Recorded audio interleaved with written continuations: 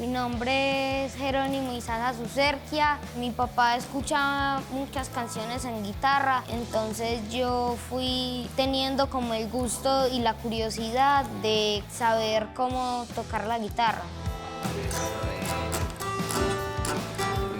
Luego y repite. Bien, vamos al lado.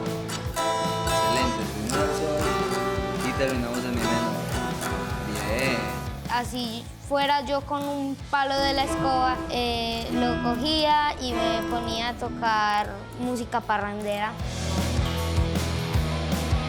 Para mí las características de un buen guitarrista sería alegría, motivación cada día, que se le ve que cuando él toca guitarra le gusta, porque siente la motivación dentro de él, en sus emociones.